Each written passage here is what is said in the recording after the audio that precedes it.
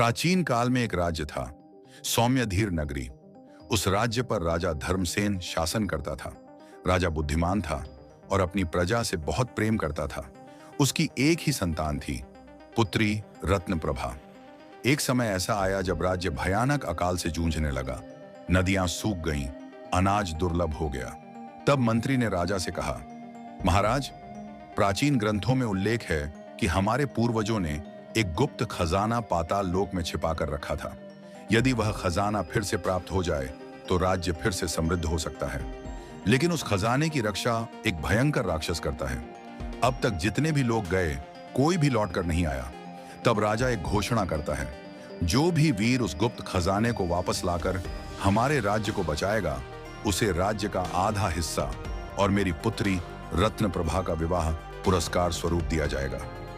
तभी एक गरीब परिवार का साहसी युवक सामने आता है। उसका नाम है वीर। वह कहता है कि वह उस खजाने को लाकर रहेगा। वीर की कठिन यात्रा शुरू होती है। जंगलों, पहाड़ों और रेगिस्तानों को पार करते हुए वह एक स्थान पर एक वृद्ध दंपति से मिलता है, जो भूख और प्यास से पीड़ित होते हैं। वीर उन्हें अपने पास की रोटियां और पानी दे देता है। वृद्ध उसे आशीर्वाद देते हैं और कहते हैं, राक्षस को हराने के लिए एक दिव्य तलवार चाहिए, जो चंद्र तीर्थ नामक सरोवर में है। वहां एक गंधर्व कन्या शिल्पश्री उसकी रक्षा करती है। वह 3 प्रश्न पूछेगी। यदि उत्तर सही दिए तो तलवार तुम्हारी होगी, वरना मृत्यु निश्चित है। वीर निर्भय होकर चंद्र तीर्थ पहुंचता है और शिल्पश्री से मिलता है। वह स्वर्ण के समान चमकती हुई दिव्य रूपवती थी। वह 3 प्रश्न पूछती है। 1. सौंदर्य क्या है?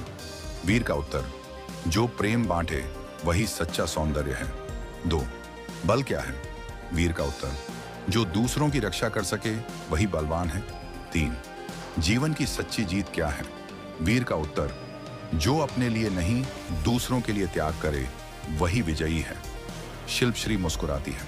वह प्रसन्न होकर दिव्य तलवार वीर को सौंप देती है। वीर उस तलवार से राक्षस से भयंकर युद्ध करता है और उसे पराजित कर देता है। वह खजाना लेकर राज्य में लौटता है। लोग उसका स्वागत करते हैं। वीर महान, राज्य का रक्षक। राजा अपनी प्रतिज्ञा निभाता है। राज्य का आधा हिस्सा वीर को देता है और रत्नप्रभा से उसका विवाह करवाता है। इस प्रकार वह कथा साहस, त्याग और सच्चे प्रेम का प्रतीक बनकर अमर हो जाती है।